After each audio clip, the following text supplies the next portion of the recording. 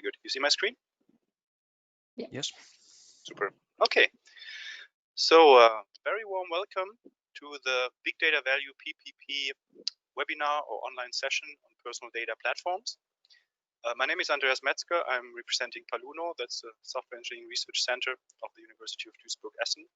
But I'm also here as the Big Data Value Association's Deputy Secretary General. And I'm also representing the BDVE support action, where I have the pleasure to chair the technical committee of the PPP. So a couple of you may know me from there. I would like to thank my colleagues that supported the setup and organization of this event. It's Vanessa Stricker, you also see on the screen, who's from my team at Paluno and also member of the BDVE support action. And also Tomas Pariente-Lobo, who's from Atos and also member of the BDVE project. Let me give you a quick introduction to the agenda and what we have in store for you today, so you can see what we're going to discuss. So after a very quick introduction from my side, about some basics and also a little bit the context of where we are with this webinar. We will have opening words from the colleague from the European Commission, Malte Bayer-Katzenberger, who will give you a little bit the bigger policy setting and also the direction where we want to move with these data platforms in the future. And then this will be followed by presentations from three distinguished colleagues. The first is Yury Glikman from Fraunhofer FOKUS, and he's coordinating the DataVaults project. Then we have Marco Mellia from Politecnico di Torino, who's coordinating the PIMCITY project. Hi, Marco. And finally, we have Juan Pérez, who's the research analyst at Atos and project director of the KRAKEN project. So after their intervention, taking around 20 minutes with clarifying questions, if you have any from the audience, we'll have a Q&A session where we can discuss any topics that come to mind, cross-cutting concerns, things which, because we're in the personal data space, are very much related to personal data, but can also be much broader. And you will see some triggers for what kind of topics we can discuss later on. And then we'll follow this by a quick wrap-up and next steps. So before we get going, a little bit of housekeeping. So this is a GoToWebinar, not a GoToMeeting, as you may know from other things. This means only the presenters and the moderators can speak. The audience can listen and see, but in order to interact with us, you kindly ask to put your questions into the questions box you see as part of your dashboard of the webinar. Okay. Another note, the presenters are informed and gave their consent so far that we will make the online session available also after this event. So it will be available on the Big Data PPP website. But of course, if during the discussions today and presentations you have any concerns and you say, oh my God, no, please don't put it online. I did some crazy messages here. I don't want to have this. You have the opportunity to say no, or we'll edit you out, whatever you want to prefer, just to give you the option, okay? So what are we going to do with this series of webinars? As you will see on one of the next slides, it's the third in a row. We started Wednesday this week. The key idea is to start collaboration among the data platform PPP projects. Initially, we intended to have a face-to-face workshop in Brussels to get everybody together, but due to the obvious situation, we're back to a virtual meeting. So the hope is that also via this virtual meeting, you get some touch points where you can really start collaborating with each other. In order to do so, we kindly asked each of the presenters to structure their interventions along some key aspects, like obviously what are the main objectives of your project, what are the key innovations, after all these are innovation actions, the data platform projects, what are your main use cases, key characteristics of the data set to understand what nature of data you're dealing with, the expected business impact, and also quite interesting, what are open challenges you still face.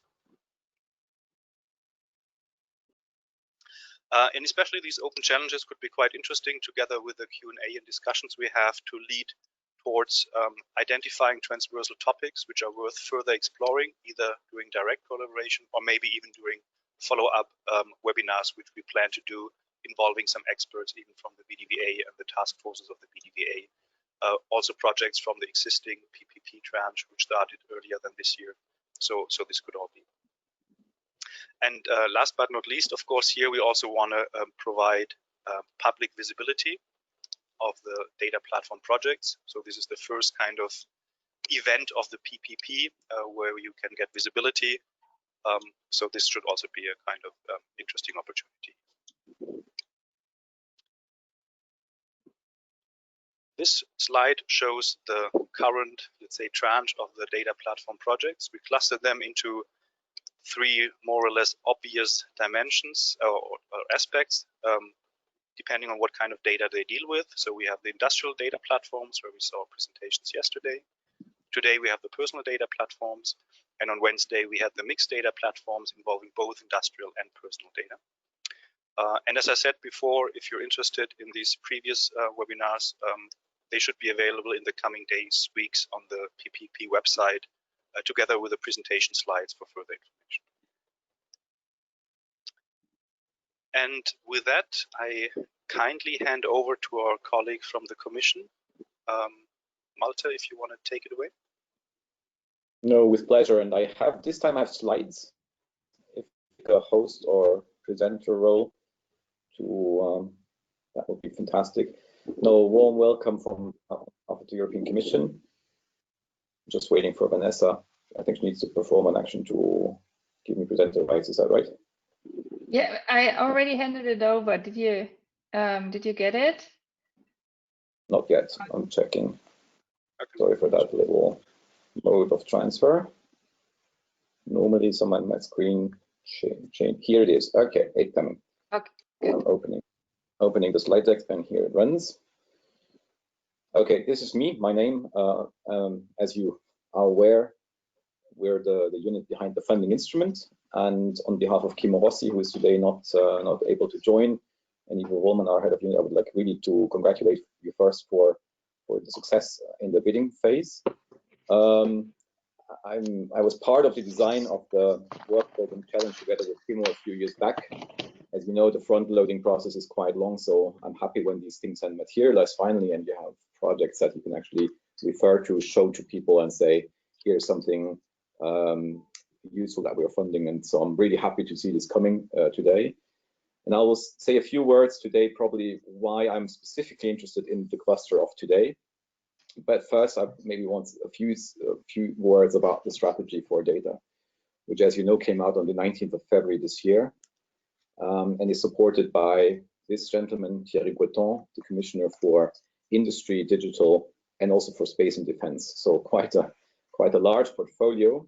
But the interesting, I think, insight is that when he came to join the College of Commissioners in November, he was astonished to see that we had already prepared for the promise of the Commission President to have a 100 days strategy on AI, basically pre-prepared to deliver it also on the 19th of February, so within the first 100 days of taking formally the mandate.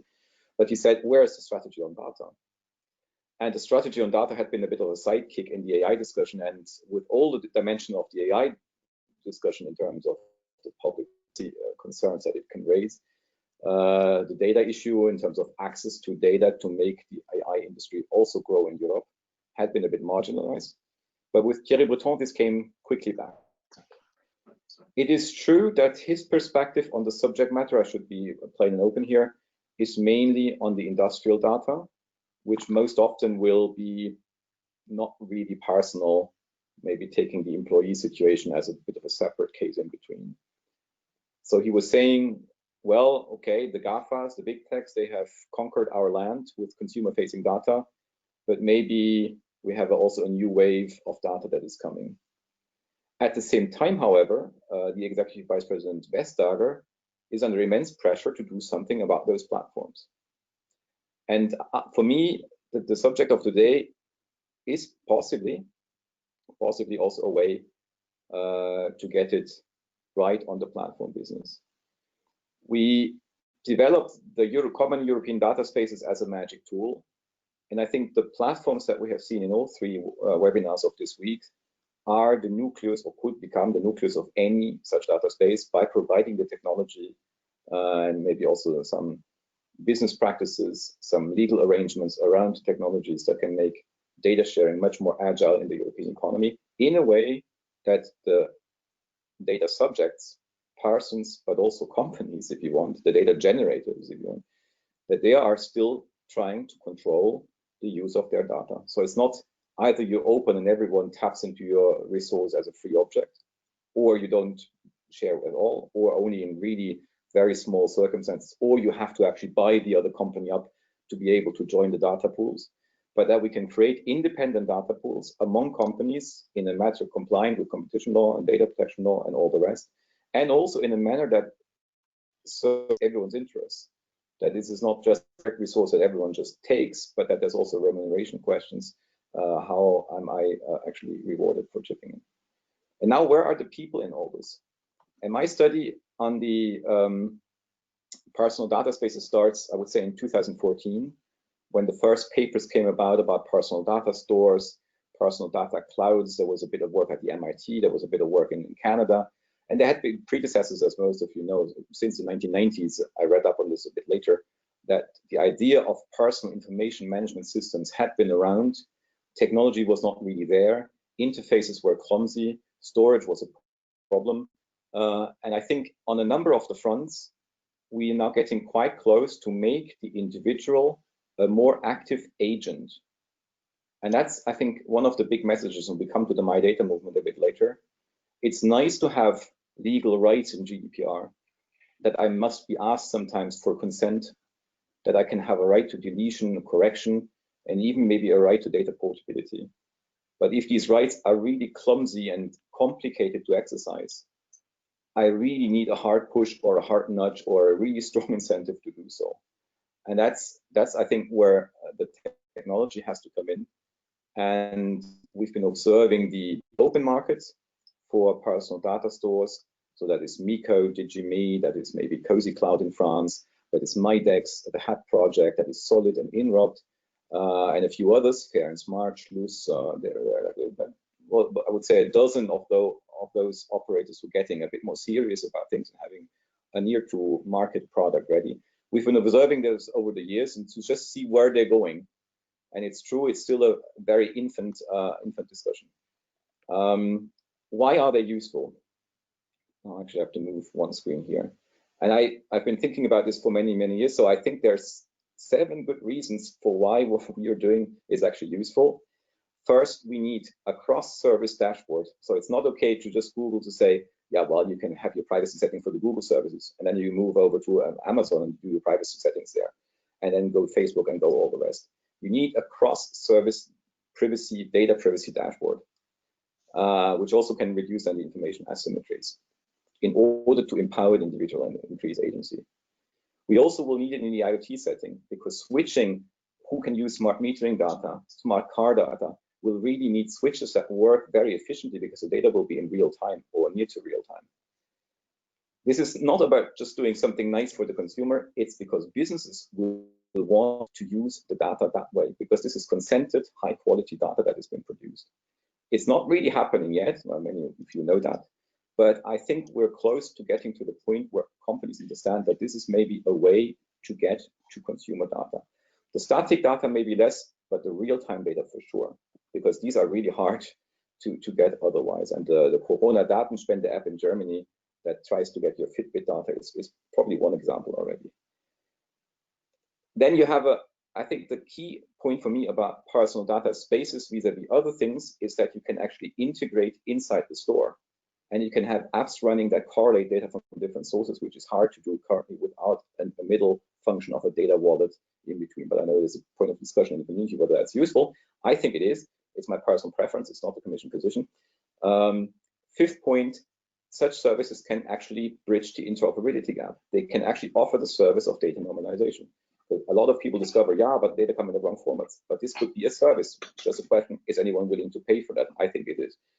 6, it's allowing decentralized learning in the store. We now discuss a lot about the tracing apps that should be working on the phone. Yeah, but what is that? What is the phone? It should host, or it should be the key to the access to the personal data cloud. It's nice if the phone accesses, you have certain data that the phone directly captures, but ultimately the phone is the gateway to the store on which the federated and decentralized learning should happen.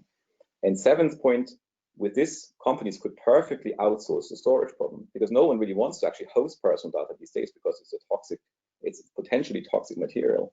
So if you find actually operators who are willing to take to host all of these data in one place, and you as a data user company would only have to take out that type of data that you really need, or even only calculate the insights on the data, you have also cut on data storage at your end, where currently you're trying to take copies of the data and another copy of the data, and you host them all yourself with all of the problems that come around.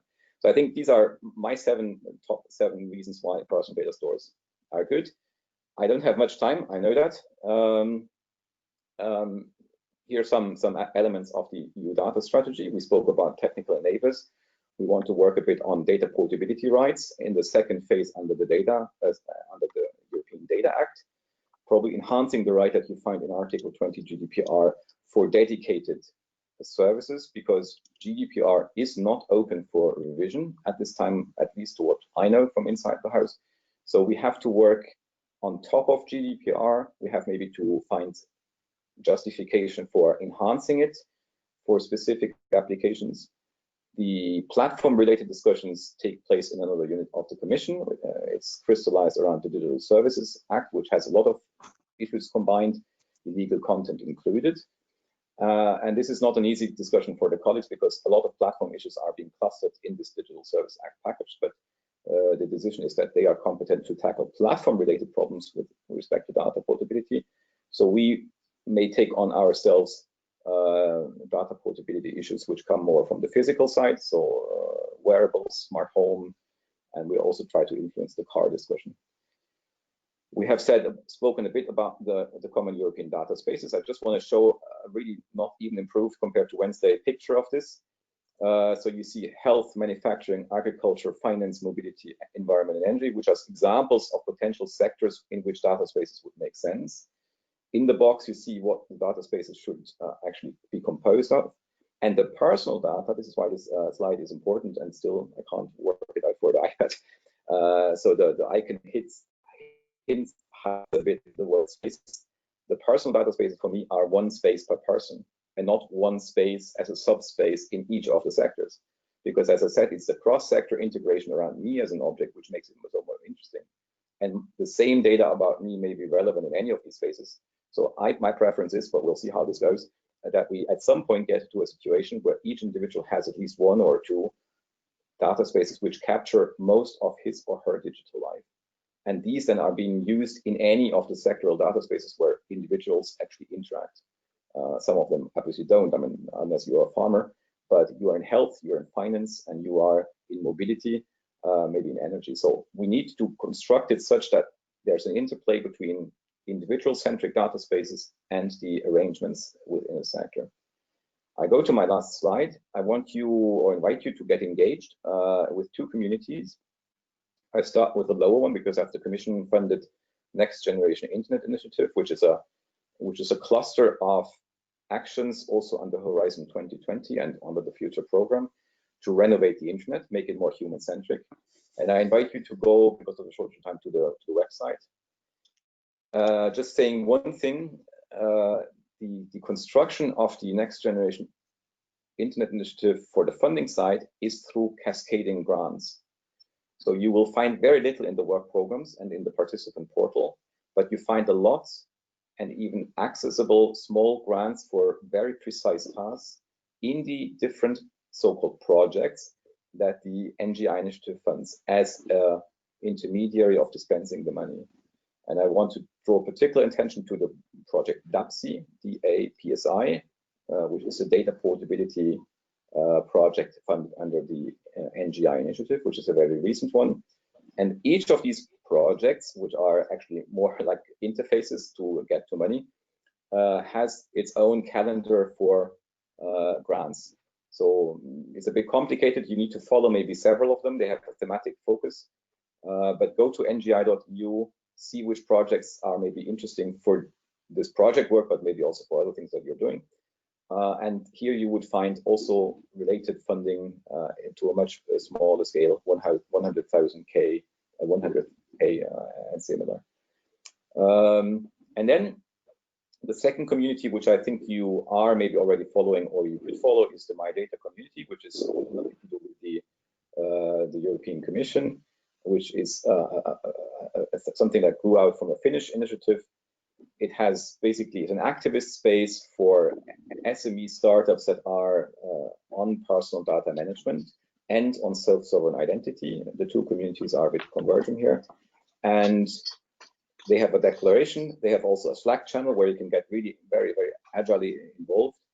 And once we are back to something like conferences and other events, I would really wish that you all consider at least participating and possibly presenting at these events to show that also this work is ongoing, so that the community can basically see all the different work strands and technologies that are coming to fore. I'm supporting this because from first it's the main, it's I think the best cluster of actions around human-centric data economy. So, but it's not commission funded, so you see what you make out of this. And with this, I'd like to close you and thank you for the attention. Thank you very much, Malte. Very interesting again to see the details. Let me know, or let me tell you that everybody who's listening can also pose questions to Malte. So if you have anything you want to direct to Malte, please feel free to type in the questions box. And especially if I may, Andreas, I will follow this for an extent, but I have other things burning in my back of my head, and also next door there are some children that might. I will not follow this full attention. I try as much as I can. Yeah, but really shout out. Yes, we will do. I mean, if we get too many questions and run out of time, it's exactly the model. Also, we will follow that. We will follow up afterwards. We have one immediate question. If you want to take it, is a question from our colleague on standards in the Big Data Value Association. Whether you have a view on whether the Commission plans enhancing GDPR through some European data standards. Yeah, I mean, it now really depends what type of standards we're looking for. We observe with interest work, I would say, by CITA, but very much also iShare InnoPay. So certain standards on identifying people and also consent receipts, I think are in the making. They're probably very useful. I see in terms of the data use across sectors and the transformations that you may need to do with the data, I think this has to come more use case driven. What we want to do is maybe from where there is a clear emerging structural need in certain sectors as we digitize and evolve. We want to set up a certain function, a stakeholder for maybe a committee to have an earlier sense of what standards are necessary, so we can feed them into the established channels. But I'm really happy if the colleague could maybe, or we will interact with the BDVA in any way on what standardization needs are needed, so what these standards would actually be. But I think we need structural portability standards. We may not be able to really enforce any type of portability standard in any sector, so we may take it a middle way and leave also part of the work to the community. I think Kantara has done great work on access and consent, so also maybe this is something to be followed. You probably are already. Very good, thank you very much. So I'm happy to connect you if you want to continue this discussion also. Yeah, please. Thank you. Okay, so thanks again, Malte. We'll follow up whenever you leave us during today, and we move now to the presentations by our data platform colleagues. We're starting with Yury on the DataVaults project. So Yury, the floor is yours. Okay, thank you. So good day, my name is Yury Glikman. I work for Fraunhofer FOKUS. It's a research institute of Fraunhofer Society in Berlin. I'm deputy head of a digital public services department, and I'm leading a team there which is involved in many projects developing different data platforms, including this project which I will present to you. And we also develop a European data portal. We are involved in the international data space project, and as well we are starting now to contribute to Gaia-X. So DataVaults stands for Persistent Personal Data Vaults, empowering a secure and privacy-preserving data storage and analysis, sharing, and monetization platform. As you can see in this long name, we promise a lot. And we are dealing with personal data. So I think you all know about value of this data, and many organizations are very much interested to use this data and get access to it, including public and private organizations. Many of them want to provide better services, win new customers, and so on. On our side, people, private individuals are concerned about this interest and very careful in providing their data. And still, the level of trust, I would say, is very low. And technologically and from legal perspective, we have moved already a lot forward. So we have our GDPR, we have technologies, which and hope our project as well will help to make a step forward. And also Malte mentioned many activities which are in this direction. And still at the moment, most of data are offline, just a bit of data online, and only 15% of people feel what they have control over their own data. And actually, most people even don't know what's happening with their data. And this is uncertainty and what we get also from news and real issues which really exist. This creates this trust issue. This is why in our project, we will especially address the issue of the security. And another aspect which we want to address is about to let people get something back and get something, a fair amount back for what we provide to these organizations and companies. And it's not necessarily something measured in money, but it can be measured in something else. So the main motivation, of course, is a huge market potential which we have for the data, especially for personal data. Only the estimations are very high, and there is basically bright future for potentials for building services which are more people-oriented and know their needs and so on. But there are many ethical aspects which needs to be paid attention, and legal aspects. And according to some sociological studies, a general illness of people between 16 and 34, it's about 70% to share their data for certain actual benefits, and which don't need to be necessarily financial. So already we have a good preconditions for progress, but many steps are to be done. And our project is trying to address these issues.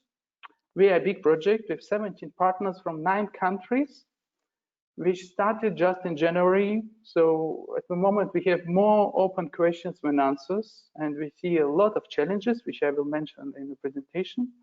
In our consortium, we have data providers. Among them, we have 2 public administrations, 1 innovative energy company, and 1 famous sport club, Olympiacos, which includes, famous football clubs, basketball clubs. So it's a community with many members.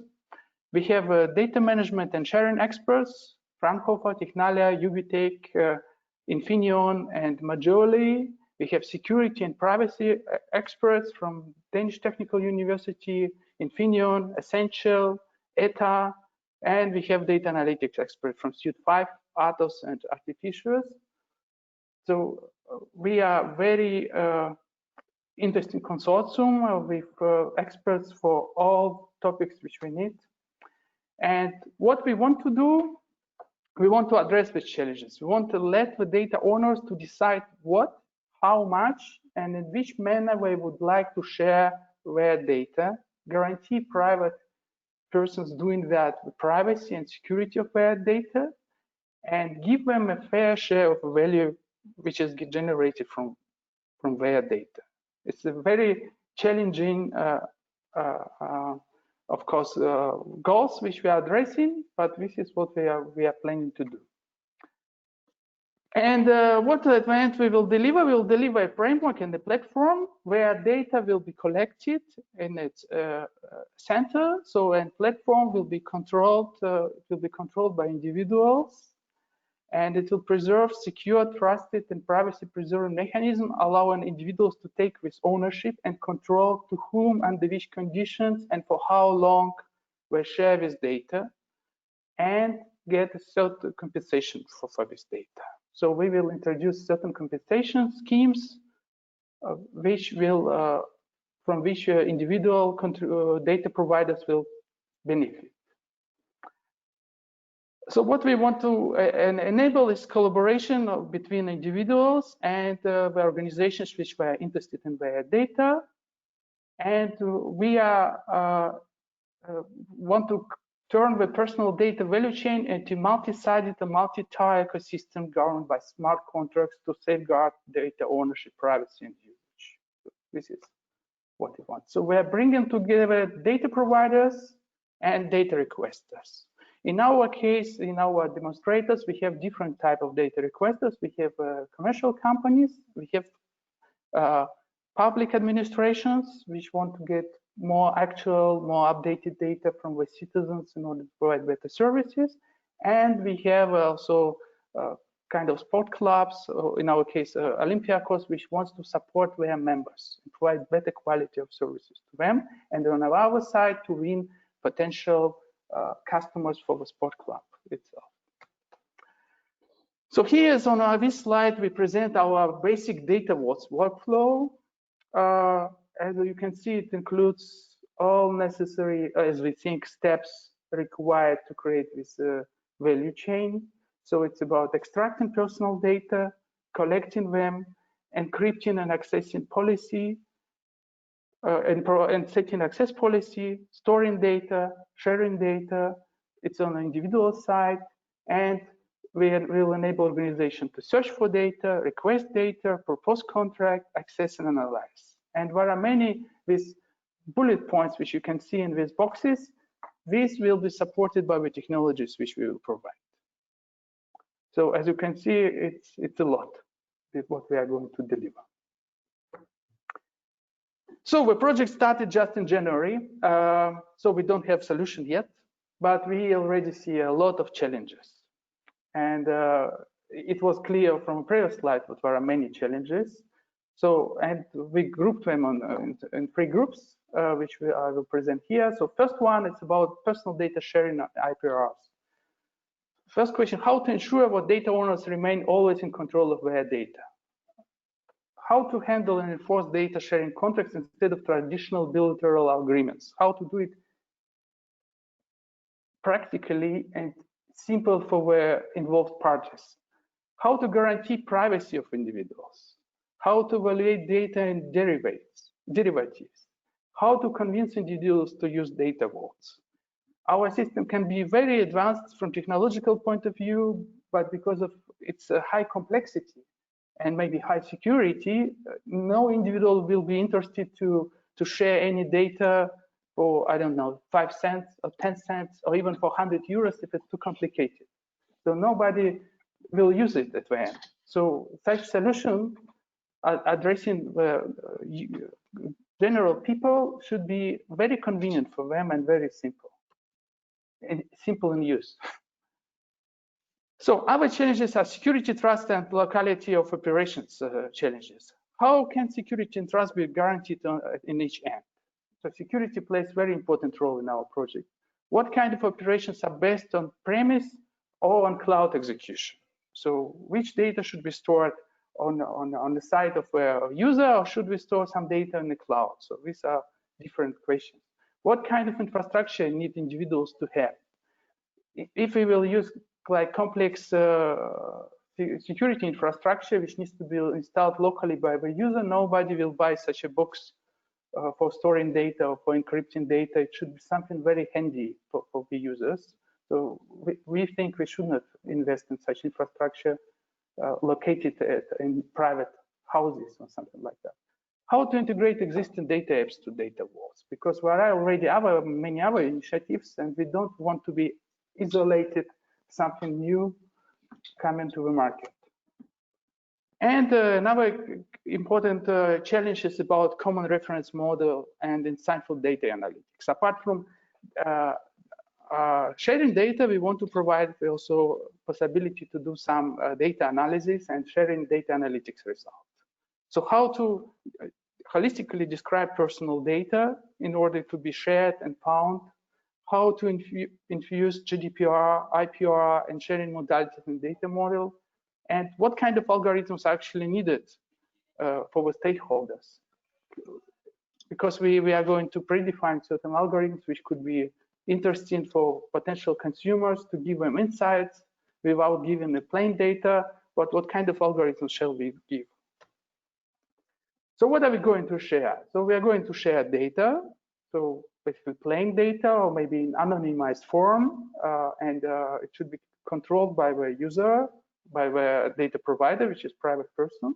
We want to share some data analytics. So when a person does not want to share, or it's not needed to share data, but certain basic analysis can be done on data and the results of this analysis can be shared. Or we are thinking to provide also complex insights when combination of different analytics could be shared. So these three different types of sharing we are going to provide. And from a functional point of view, what are we going to deliver? We are going to deliver holistic personal data management services. We are going to deliver smart interlinking of personal data. We will deliver data security and cryptography implemented for this data, because we are going to use TPM technologies, and of course data anonymization and privacy preserving. And of course, we will deliver privacy risk assessment methods. So in order to inform and inform the data providers, so which are individual persons, about potential risks and make them aware about them. Apart from that, we are going to deliver privacy preserving and data security retention mechanisms to accommodate the generation of anonymized digital twins of individuals. We will deliver a twin-fold data brokerage engine. We will provide smart balancing of analytics methods to accommodate edge analytics, because some analytics we are planning to do centralized, which is complicated analytics or complex analytics, and some more simple analytics we are going to do on edge devices. And we are going to provide intuitive analytics reports, smart dashboards, and visualizations, which could be used by the data owners themselves, or also could be shared. So in our project, as I mentioned, we have different demonstrators. So we have 5. First one, it's about sport and activity of personal data, which will be done for sport club Olympiacos. Which this organization has members, so a high number of members, and they manage their personal data already now, and they would like to do analysis of this data and maybe get additional data from them in order to provide better service. With City Piraeus, we want to support entrepreneurship and mobility, to analyze mobility flows in the city and support businesses in the city, so with help of data collected from individuals in the city. And Demand 7 is a very interesting SME providing solution for individuals to control and manage their health data, to basically to get data from hospitals and from medical institutions in order individuals could control them.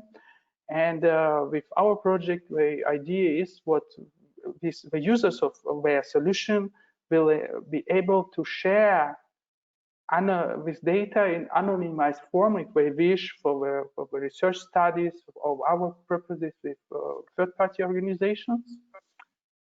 And smart home personal energy data, it's another scenario which we are going to do with Spanish company Energia, where we have data, personal data, and data from smart homes of their customers. And the last one is personal data from municipal services and tourism. We are doing with municipality of Prato in Italy. It's about updating and keeping up to date the information about individuals in the city, in municipal services, in order to provide them better services, to give them a simple possibility to do that, and support the tourism industry in the city. So these are 5 demonstrators. So this is a short overview of project. Thank you. Thank you very much, Yury. A very insightful presentation with many challenges ahead, I guess.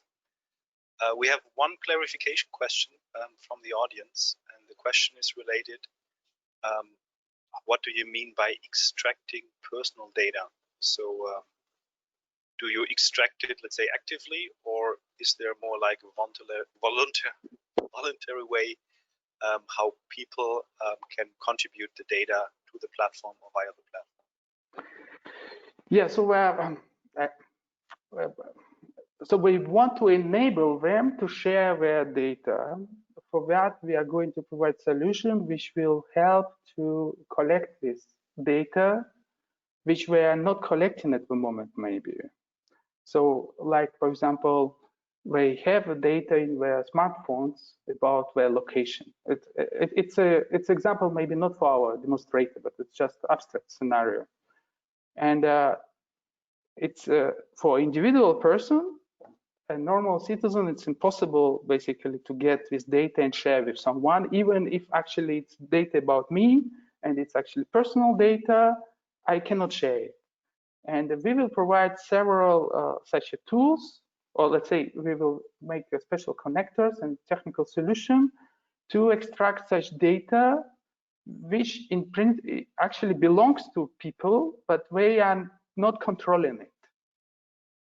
This is the idea, and we will enable them to share. So it's the idea. It's about collecting data from smart devices, collecting data from different sources which people actually have, but cannot connect at the moment, or cannot collect data from there at the moment. So in a sense, if they would subscribe to a specific service, they could opt in to share their data via your platform. That's what you. Okay.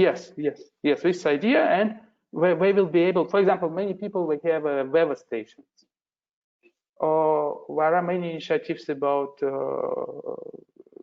sharing data about pollutions. So with help of our platforms, theoretically, it will provide a certain connector for such devices, and will connect it to our platform. It will be possible for them on a certain, under controlled conditions, share the data and decide to whom they share, under which conditions, for how long, and so on. Okay, that's clear. Thank you very much, Yury. Okay, very good. So this was it for the clarification question. This means we can move on to our next presenter, which is already ready to go. So Marco, the floor is yours. Okay, thank you. Hopefully you can hear me. So thanks also for having organized this nice meeting in this emergency situation in any case. So I'm Marco Mellia from Politecnico Torino. I'm a professor here. I'm also the coordinator of the PIMCITY project, and I'm also the coordinator of the Smart Data Center here in Politecnico, where we focus on big data, machine learning, specifically not only for privacy and so on, but also on privacy and so on. So here is a big picture of PIMCITY, is what you get from the European Commission website, basically. It's a mid-size project. We started just December last year, so also we don't have a lot of results. We have 12 partners, and it's focused on personal data platforms. Actually, I prefer to present the project like this with the people working on it. And this is when we were still able to meet together. This was in Torino in December for the kickoff meeting. And you see there is a large group of people working enthusiastically on the project. Yeah, we have partners, we have universities and research centers focusing more on how to solve the problems. We have data providers. We have Telefonica and Fastweb, because our project focuses on the internet. We have users. This is the Association of Internet Users in Spain. And we have the advertisement companies represented by IAB Europe, which is the Association of Internet Advertisers worldwide. We have Europe here. Then we have SMEs doing specific activities in the development of the solutions. And also here we have SMEs more already focusing on providing solutions for the personal data field. Okay, so what's PIMCITY about? Yeah, as I was saying, it's about the internet. It's about privacy on the internet, and you know the problem when you go and look for a pair of shoes. Then whenever you go on whichever device you are using, you get advertisement about shoes, right? So online tracking, data collection, data monetization, and so on. It's a huge economy. These are some numbers, and I mean, everybody everywhere is aware that companies like Google, Facebook, or the like are kind of doing quite well because of this. What we believe, so PIMCITY is about data. It's about your personal data. What we believe is that the current situation about the economy of this data is kind of primitive. It's like you don't have many options. You offer your data and you get some service for free. And you don't have much options. You cannot use decide to opt out from Google Map and Gmail and Google Search and Facebook and you name it, right? It's clearly a monopoly. You know Google, Facebook, Amazon, but there are also underlying companies behind them doing all the tracking and online advertising and so on. And as I was saying, there is no control on what we can do in this setup. So it's like a colonial economy where you have no choice but to work for the colonist. Okay, so what we want to do? Yeah, actually, we believe there is not a clear and easy solution. So far, we have seen attempts which mostly generate an arms race between privacy protection tools and mechanisms to circumvent those. It's the cat and mouse race, right? So you do something and the other guy do something better, and you keep up trying solutions. Regulators have started defining guidelines. GDPR, I think everybody knows about it, and previously cookie law and the like. Technology may be there, and we need technology definitely here. And PIMs are the one possible solution, which allow fine-grained consent manager, revoke permission of data, negotiate and get payment for your data in privacy-preserving way, with easy interface, simple dashboard, and so on and so forth. But so far, we believe there is no clear solution and no clear win-win scenario. So what we are proposing to do is to allow more experimentation in the area. So we are talking about economical change, and economical changes don't happen in 1 year, 2 years. They happen typically in tens of years, so 10, 20, 30 years. So we don't believe that we will be able to see the solution in short term. It will be a long path, and there will be a lot of trial and error, and there will be success stories, and there will be not such successful stories. And for this, we believe it's important to offer companies a simple way to try and propose different solutions. And for this, we really are going to develop a development kit, which allows anyone to experiment with this technology and try to at least easy the development. Yeah, we don't want only just to offer building blocks, but we also want to experiment with at least a couple of solutions. And this is what we call Easy PIMS, which is the project, what will be the project demonstrator. So it will be a fully fledged PIMS for web and mobility data. So it's not going to work for everything, but it's specifically focused on the internet and mobility data. Yeah, we will have at least 2 demonstrator, one B2B and one B2C use case at large scale. We'll see this later on, what we mean by at least a large scale.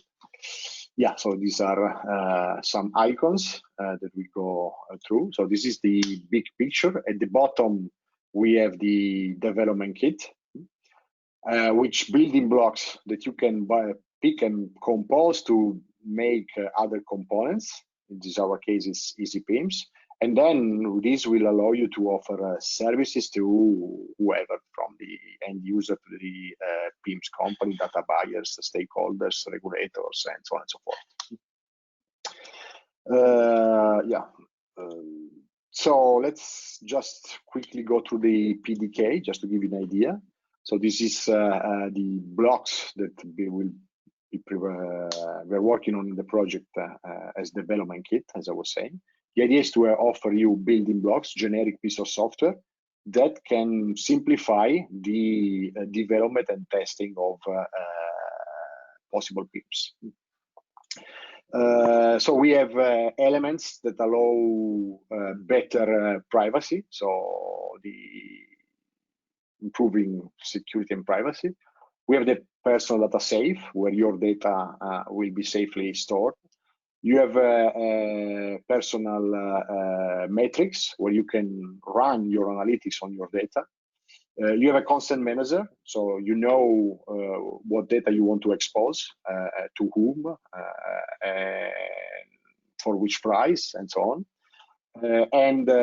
Yeah, we also have privacy preserving analytics. So even if you don't want to expose your data, you can still contribute, at least in a private way, to share at least a part of your data in a privacy preserving manner. Other problem is, okay, how much is my data worth? What's the data value? And here we have two tools for this. We have a data valuation tool that allows at least to get some hint of what's your browsing history worth and what's your position history worth in this context. And then we have a training engine, which allows you to build a marketplace and share your data in exchange of some form of revenues. Yeah, we have also analytics, so everything should be automatic as much as possible. So we need data aggregation, data portability, data provenance, knowledge extraction, again, to automatically provide values, automatically extract value from the raw data and the like. So this is again the development kit at large. And again, depending on the solution you want to explore, you may need just a subset of these building blocks, and you may need to compose them in a different way, in a different manner. The project will also work on a demonstrator, as I was calling already. So Easy PIMS is our demonstrator, and we have 4 main components here. We have a data avatar, which represents the user and the data of the user. We have the transparency tags, which instead represent the service to which you could exchange data with. So you want to know if to trust or not that service, what kind of usage the service does with your data, and so on and so forth. You have an easy dashboard that allows the user to interact with the service and so on. And then you have the marketplace that allows the service to interact with the user in a market for the data.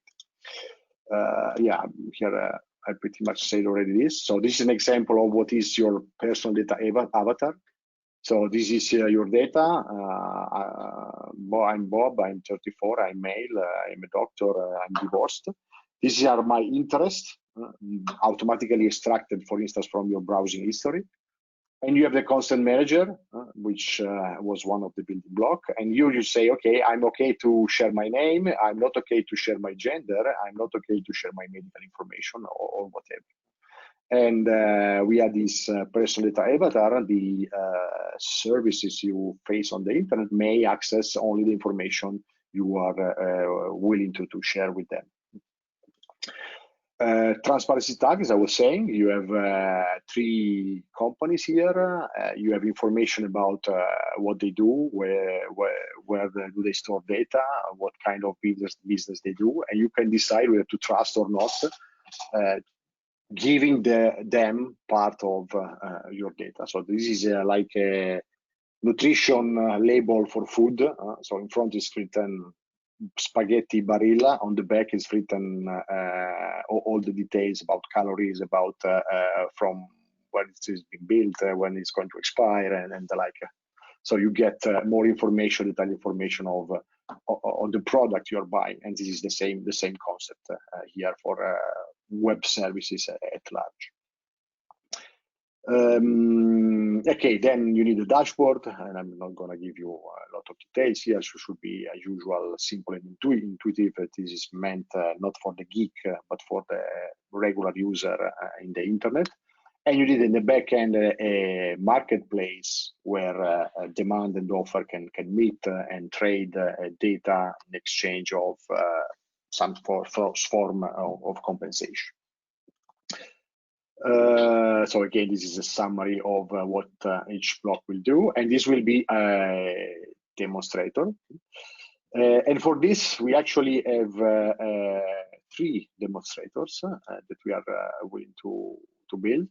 Definitely, we are targeting the end user, so the citizens that are become more aware of the data market on the internet, so more transparency here. We are also trying to help the operators, so you don't have anymore just the big giants that can do this, but you may have also smaller companies that would like to try and experiment new solutions in this space. We can have data providers that can collect and act as an intermediator for users as well. So maybe creating a new form of service itself, and overall create a better and more transparent value creation pipeline for personal data. As I was saying, we have 3 pilots. Let's go quickly through them. So the first one is internal to the project. It's trying to see how these things are going to work together, how to fine tune this. It's a sort of continuous testing mechanism. So we have, as I was saying, SMEs in the project. They already have users. They already have some products. So we can use their portfolio of users and companies they're working with to check the technology in sort of a beta testing. Then we plan also to have a B2B use case. So companies like Hermes Cybersecurity, which is providing solutions for companies for protecting the online privacy already. Fastweb, which is an internet service provider here in Italy, they are already collaborating in trying to set up and involve companies in adopting the technology we will be developing throughout the project. So this is a business use case. And then we have the customer and user use case. And again, here we want to involve a large set of possible users. Here are some numbers, but we hopefully we will hope to scale at even larger numbers. And here we have Telefonica and again Fastweb, but they provide also their retail users here. And we have Europe that can also involve some digital advertiser platform to try to use the solution will be designed. Since you asked us to list also challenges that we see, so this is again I think this was the 3rd slide I presented. And one of the challenges we definitely face is that there is no clear solution, as I was saying. So far, it's complicated. We have seen a lot of attempts in trying to change the de facto status in the internet advertising and business, but with very, very little success. Regulators sometimes definitely play a big role, but sometimes they don't match easy with the technology. And one of the examples is the cookie law that everybody now gets a big banner saying you need to click here to access to the service, and then you have no option again. So it's not really a solution, and everybody just gets puzzled. Why should I click and so on. So technology also must be simplified. And as I was saying, PIMS may be one possible option, but there is no one PIM. So it's still to see how to what will be the final solution. And we all believe in PIMCITY this is not going to happen in short term. We probably need, as I was saying, economical change, and this will require time. There is no clear solution, no win-win solution, because yes, we can block advertisers, we can block trackers and so on, but then we don't have an internet market anymore, and then we don't have the advertising anymore, and then we don't have blogs, and we don't have a small publisher that can access and get some revenue by hosting ads on their website and the like. So we are killing a business sector entirely with this. So that's not a good solution to us. Considering the demonstration, it's complicated to get people on board. We have seen, I have 2 daughters, and they just use the service on the internet, and they don't think that they are giving their data for free in exchange of some service. And if I try to convince them to think about this, say, okay, but it's free, so why should I do something different? So it's complicated to involve people here. A bit better for companies, because companies are more worried about the data they have. And so services that keep tracking your employees are kind also of posing some security and cybersecurity threat. So companies are more inclined to listen to possible solutions to the problem. The problem is, okay, which data you want to focus on, because yeah, you can talk about data in general, but there are very, very different kind of data. So health and location and browsing history and banking and whatever. So it's very different. So, and these are not just industrial data. So it's your data, it's your private data. It's privacy plays a big role here. From a technical perspective, also, it's not totally clear what could be a solution, or the solution could be a smartphone app. We were hearing at the beginning this could be one way, but then you can also think about a browser plugin for the desktop or the like, or can be a operating system features implemented directly in the operating system. This is what Apple is trying to do, for instance, in this space, and so on. So these are some kind of open questions we are trying to address also inside the project. Since we just started, we don't have a clear solution here, and we will try to simplify answering this question, at least proposing by technical solutions that are sound and easy to use. I think I'm done here. So if you have any question, here are 2 websites that we built. The first one is just the standard H2020 website. The second one is more for community creation. So it's still in very, very early stage, but there we try to involve users, not in reading the deliverables that goes in the first website, but in getting information, news, and becoming more aware of what the project will do. Okay, thanks very much, Mark. Great. Thanks for your intervention. Very helpful, very interesting. I think you raised a very interesting point with your challenges slide at the end, how to get people on board. I suggest we keep this for the Q&A round later on, and maybe we can then hear from all the colleagues whether they have some ideas or whether there's some common approach to that, because I think that's real point to really also look at these non-technical concerns on how to really bootstrap all these personal data spaces or platforms. I have one clarification question, again from our colleague on standards, asking whether PIMCITY has any metric for measuring how identifiable your PII is and the levels of risk presented by the type of personal information exposed. Can you repeat, because the quality was not good? Sorry. So whether you have any metrics for measuring how identifiable your personal information may be, and whether you can quantify the risks by imposing this personal information or exposing this personal information. Okay. So what kind of degree of personal information a given identifier is exposing? Not at the moment. At the moment, we are actually not thinking about quantifying the data, the personal information, the amount of personal data you will expose.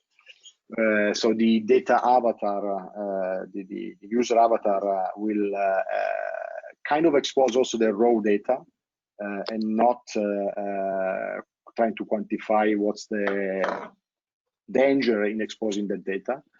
We are more interested actually in trying to understand what's the service is doing with this data. And there we are trying to think about some simple metric to say like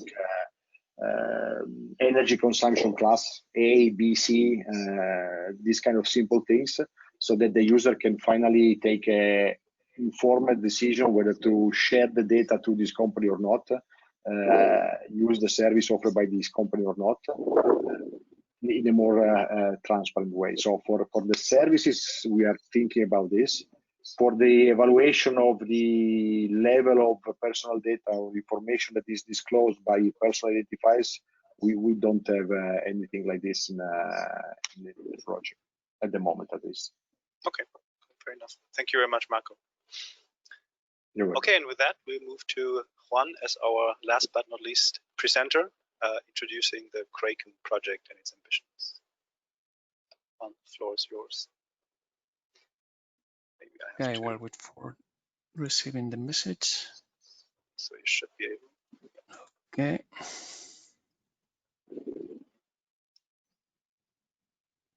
Okay.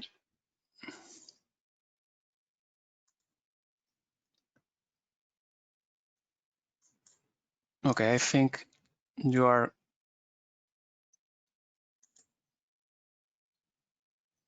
can see my screen now.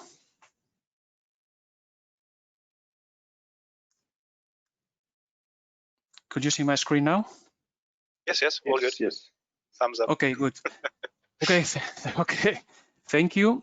My name is Juan Carlos Pérez Baón. I'm working in the blockchain identity and privacy unit. Belongs to Atos Research and Innovation. And I'm going to present, give you an overview, challenges, objectives, and main outcomes from KRAKEN project. Is the brokerage and market platform for personal data.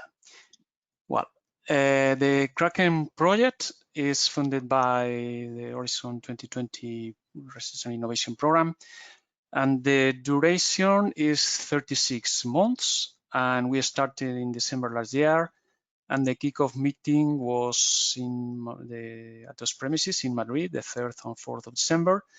And now we are in the month 6, and we will last until November 2022.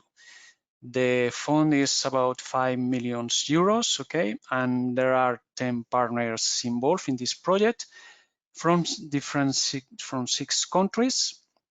3 partners from Italy, InfoCert, Linkeus and Fondazione Bruno Kessler. 3 partners from Austria, the Austrian Institute of Technology, the Technical University of Graz and SIC, as a spin-off of Graz University, and 1 partner from Spain, Atos, 1 from Slovenia, XLab, 1 from Belgium, it's Q11, and 1 from Finland, it's TEX. Okay. Then, so the consortium is well balanced between industry, research organization, and SMEs. And regarding the roles, Atos is the coordinator, the InfoCert is the technical coordinator as business coordinator, and Linkeus is leading the health pilot, and TUGRAS is leading the education pilot. Regarding the knowledge and technologies that mainly the partners are providing, basically self-sovereign identity is provided by Atos, InfoCert, and TUGRAS. Cryptography matters. In the cryptography matters are involved EIT, XLab, and SIG. And regarding the marketplace, is TEX, is providing the streamer platform, and Linkeus. Also, Q11 is the legal expert, and FBK is providing the user interface. So the main objective of KRAKEN is to empowering personal data sharing and trading, leveraging on three main pillars, as is self-sovereign identity, the crypto tools, and the marketplace. Namely, the self-sovereign identity paradigm is built upon a stack and distributed layer technologies. It's multiple layer, and EIDAS linked for connecting for authentication, and providing a decentralized user-centric approach on personal data sharing. Okay? The cryptography tools are providing privacy, preserving data aggregation, analytics tools, and we are trying to use functional encryption, multi-party computation, and we are doing some research on homomorphic encryption also. And finally, but not the least, is GLUE, the data marketplace technologies that are supporting the data sharing as well as the aggregating data sharing, but in all time preserving the privacy of the user data. Okay. Well, following with the objectives, the main objective presented before, this picture depicts how a high-level view of how the three pillars are interacting between them, with the aim to implement a highly trusted and secure and scalable and efficient personal data sharing and analysis platform, with the objective of enabling a self-sovereign management and user-centric access control to personal data, and complying, of course, with the regulatory and technical constraints. And well, this KRAKEN project will be demonstrated in two high-impact pilots. That is the health and education pilots, and the lesson learned and the outcomes could be adopted in other sectors, in other domains. Okay. Also, we'll try to create an economic value and innovation business model. Okay, supporting basically and particularly the small and medium enterprise. And finally, as a good challenge objective is to apply the agile methodology during the project development. Based on the previous objectives, the main key innovation points that KRAKEN propose are an ethical and legal framework that we have to consider that we are managing or treating with personal and health data, and this will be ready by August this year. Also, we are describing a first version of the user story for both the health and the education pilot, following the agile methodology, and this will be ready for September 2020 this year. And we, based on that, we are going to provide the first delivery of the design of the KRAKEN solution, which are involving the three pillars, the sovereign, the crypto, and the marketplace by November 2020. And with these our tools, we are going to provide a first delivery of the KRAKEN solution by June 2021 next year. So the two high impact pilots we are planned for demonstrate our project are the health and the education pilot, and in this case, starting with the health pilot, the idea is to provide a biomedical and well-being data marketplace that will connect data providers, that means the individual citizens and healthcare organization, that are going to share the medical records and wellness data streams with the data consumers, such as academic research centers or insurers or public authorities. So the idea is for monetary compensation. This is the idea, but always we have to accomplish that with the current regulation. It means with the GDPR. The platform are leveraging existing blockchain infrastructure from previous EU projects like My Health, My Data, and also we are using the streamer platform for decentralized. This is a decentralized platform provided by the Tex company. Under the umbrella of this use case, we are providing 4 use cases, basically for selling, for buying, and for monetize, and for creating a data analytics as a service use case. Okay, then the data we are going to use are the data producers.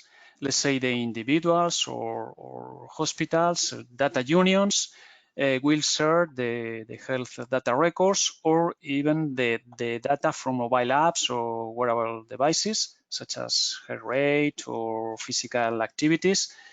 And this kind of data will be used by the data buyers, such as the research centers, as I said before, or artificial intelligence developers, insurance companies, or even for clinical trials, but in all of the cases preserving the privacy of the users at any moment. Okay.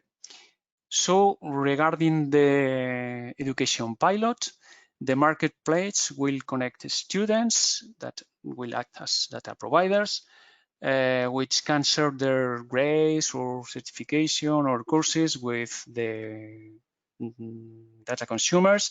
In this case, could be the recruitment agencies or training organizations, for example. But as said before, complying with the regulations. Okay. To this end, we are planning to dedicate a LinkedIn page that will act as a recruitment company. And in this education pilot, 3 use cases are planned, comprising the creation of the academic data via university, the grass university, the purchase or access to academic data, and the third is processing the academic data to share. So what kind of data are going to use? As said, is the student will provide certificates, enrollment status, the career path, or even the qualifications to the marketplace, where the data buyers, as the recruitment companies or the market consultants or government bodies, can acquire this data, but keeping the student's privacy at any moment. So the KRAKEN as main impact, business impact of KRAKEN project, we consider that KRAKEN is trying to develop a trusted and secure personal data platform by using privacy-aware analytics tools, which in this case are guarantee the metadata privacy and the query privacy. Then the protection of sensitive personal and identity data is given, is assured, and makes easier for potential operators to be compliant with the GDPR regulations. So the main impact that KRAKEN foresee applies not only to the data users, okay, let's say the data provider or data consumers, like an easy access to the platform, or to have an added value data through the data-driven services. In this case, for creating new improved business services thanks to this added value data. And also the GDPR responsibility is decreasing thanks to the use of the already mentioned privacy protection techniques, okay? But, and for the benefits and for the data subjects, the impact is to increase the trust in the data platforms, because they provide a high security and privacy by design conception, okay? Then no information are stored into the public layers. So the data owner have the real control over their data, and everything is stored in a wallet under user's control. So the idea, as said before, is make profit from data. So the KRAKEN is a big shift from the trusting central authorities to a trusted, decentralized trust environment, and all is based in the blockchain technology. So what are the main outcomes or results we have been reached until now? Well, regarding related with the last objective, of the KRAKEN project was aimed to applying the agile methodology in KRAKEN, and this is for sure a big challenge, and because we are not following the standard way to manage the developing process of a project, let's say the waterfall way, and we are following a disruptive approach in this case, not only for the implementation part, but for the technical process as a whole. This means a big challenge for an effort for all the KRAKEN partners. And we started with the creation of the Scrum Master that involves the product owner, the Scrum Master, and the development team. That is crucial for proceeding with the different iteration and sprints of the project. So in order to support the agile methodology and to support the development of the whole process, we are using different tools like Taiga in order for the project management and the issue tracking.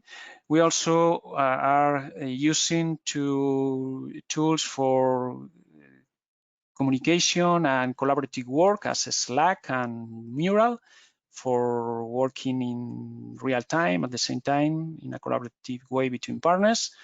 Also, we are going to use the GitLab as a repository of source code and to use as a wiki.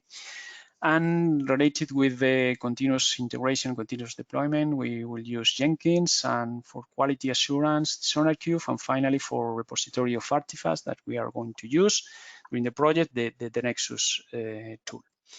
So, basically, the initial result regarding the different work packages, the work package 2 is related with the specification, architecture specifications. And we have a first version, as indicated here, with the initial version of the architecture, and we agreed to leverage the ASIF for ADAS connection. Also, for work package 3, devoted to the centralized ledger solution, based on the specifications from work package 2, we are identifying different components in order to create the environment, the ecosystem. And related with work package 5 is related with crypto technologies and analytics. Two main points are have to be mentioned is the creation of the data analytics as a service, as the picture is including here. We started with a very first draft version of the functional encryption prototype. So regarding the work package 6 related with business exploitation and communication activities, we launched the web page. You can visit, and you can also push to you to support the different social channels, Twitter, LinkedIn, and Zenodo we are put in place.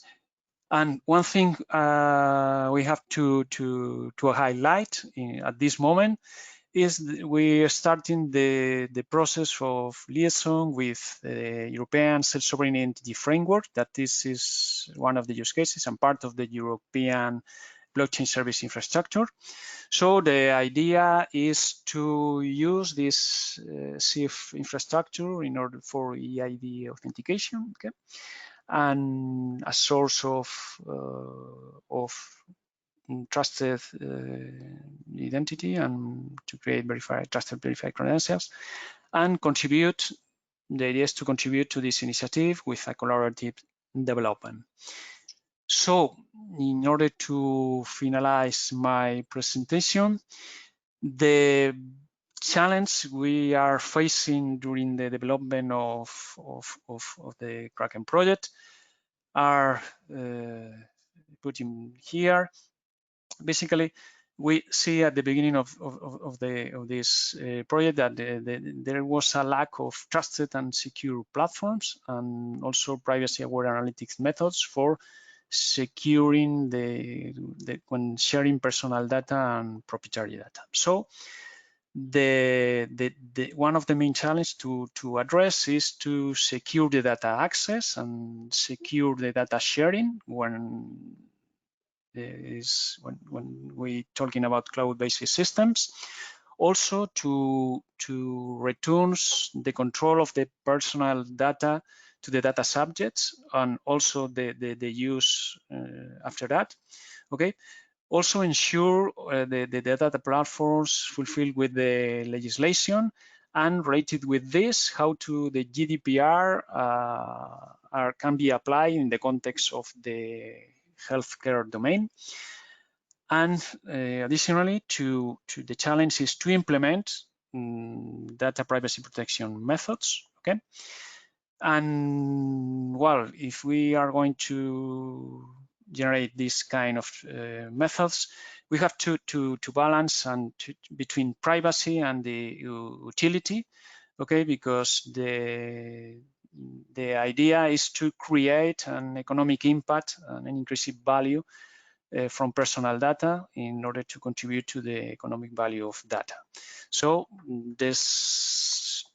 there are the main challenges we are facing during the life of the KRAKEN project. And that's all from my side. Thank you. And any questions or clarifications you want to ask are welcome. Well, thank you very much, Juan. Great presentation. We didn't get any clarification questions for the time being. So I think we can move to the general Q&A session, but anytime if people from the audience have more questions directly to you, just type them away in the questions box. Okay. Good. Thanks great. again. Thank you. Welcome.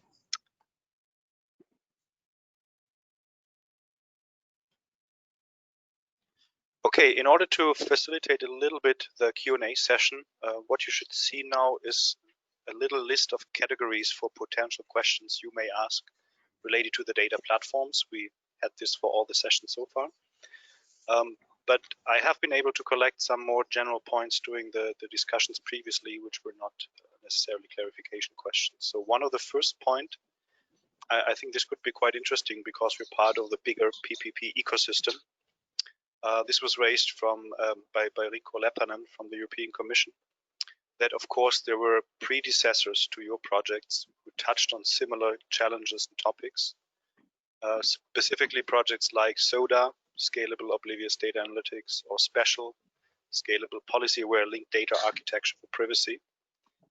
So the recommendation is, of course, not to forget these projects which have finished end of last year and take them up. And maybe also kind of understand what were the lessons learned in their case and what may have been the pitfalls where you may want to avoid in the future.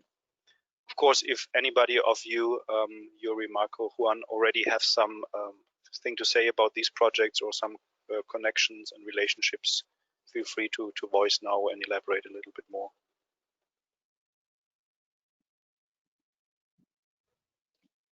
Yeah. No, it's okay. It was really just a recommendation to not forget them, so it's okay. Okay.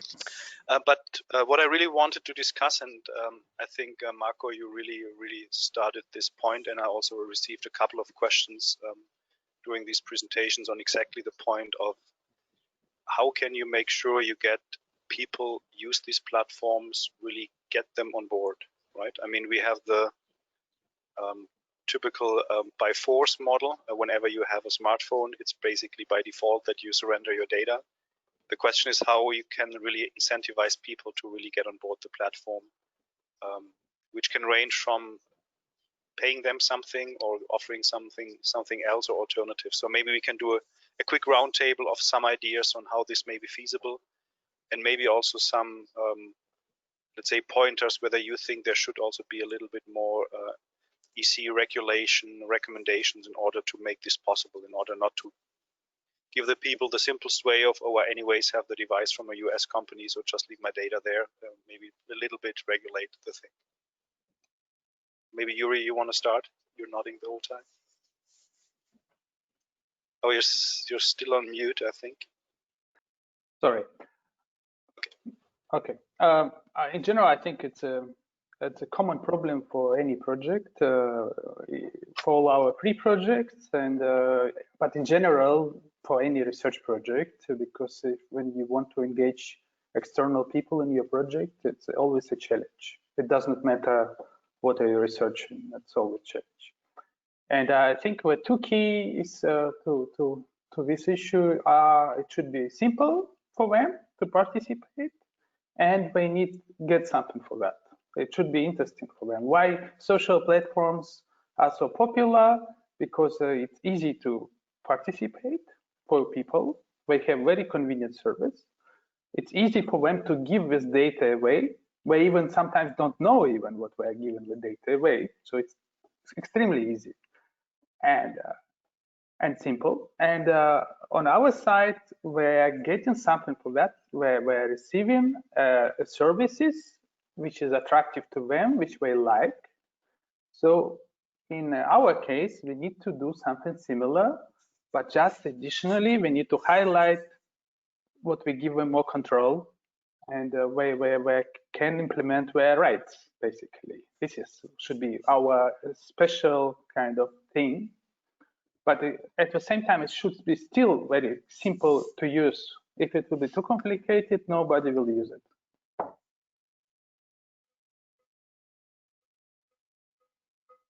I fully get this. So this is kind of reducing the obstacles and barriers to join, right? Are there any other ideas to kind of maybe make it also in a positive way, even, well, I really have to be there because there's so many benefits, instead of just saying it's easy enough to join, maybe put another spin, a more strong spin on that? I'm not an expert at all, so I may be completely naive when asking these questions.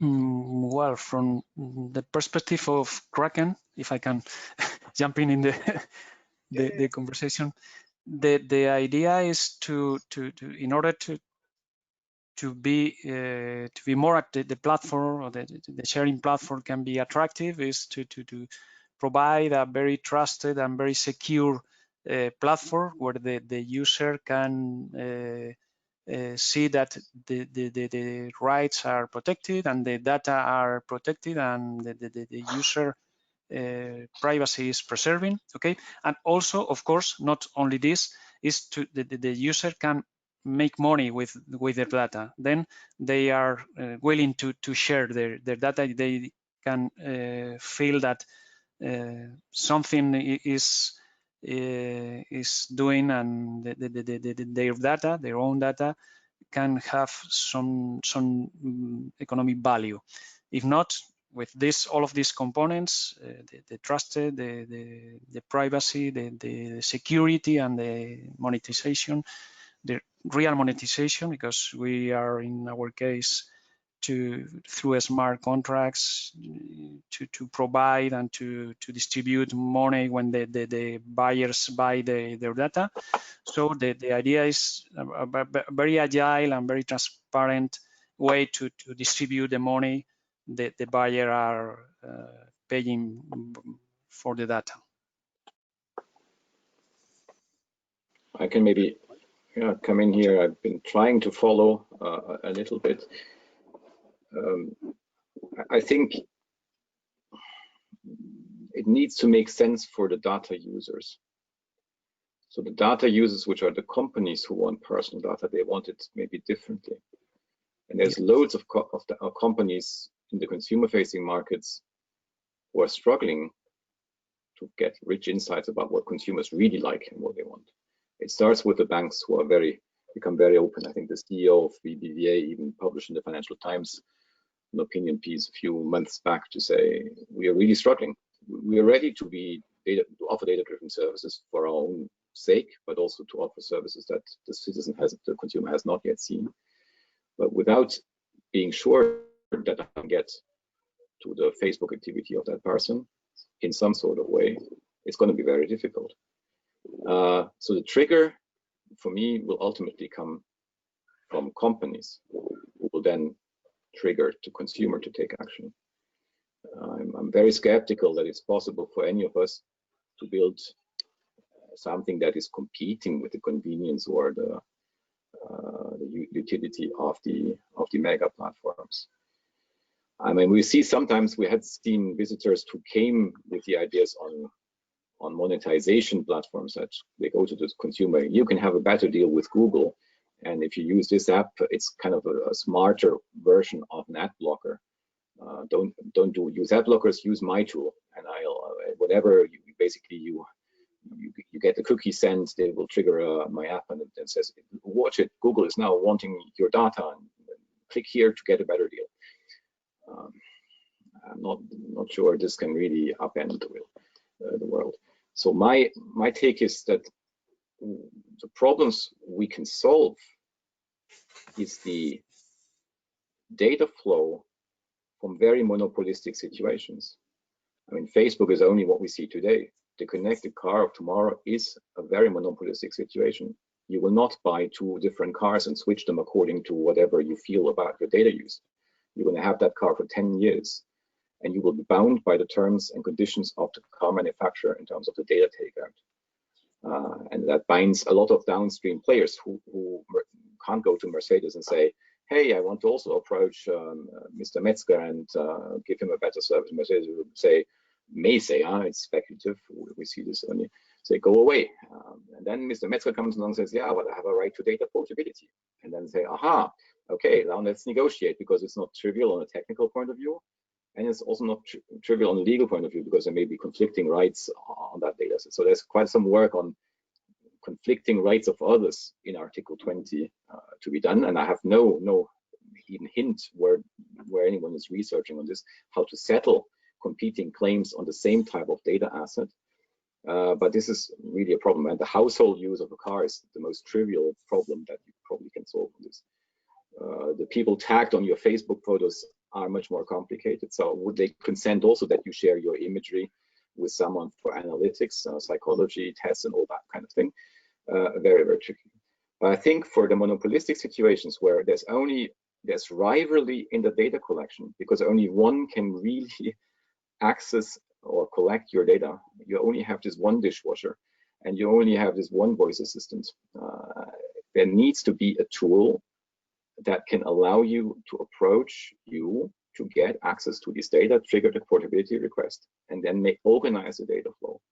And that trigger will, again, that's my first statement, come from outside. It will not, the consumers will not learn about this. It's as much as saying what triggers us to buy stuff in shops. It's the triggers by the advertisers. Very seldomly we expose ourselves. So all the efforts on the vendor relationship management, so I would basically expose my intentions to buy actively I think they will fail. I mean, there is the platform, ZE platform. It's an initiative in France that basically I have a shopping window. What would I like to buy? And now people come and offer me something to completely inverse the logic of how we buy and do things. I'm very skeptical, but I'm happy to be proven wrong. Very, very good points. Yeah. Thanks, Martin. Actually, if I can also add something here, as I was already mentioning my presentation, I think that's exactly the key point. So how to change the status quo, how things are working now, it's the main problem. It's not a technical problem. It's not a deployment problem. It's how to convince people to change the way they approach to the services and how do they think about their data. As I was saying, this is not something that's going to change in 1 year, 2 years or so. And actually, it's very, very complicated. Yeah, you can do incentives. You can actually, we did already some trials. We got 2,000 early adopters, promising them an Amazon gift card, a lottery actually.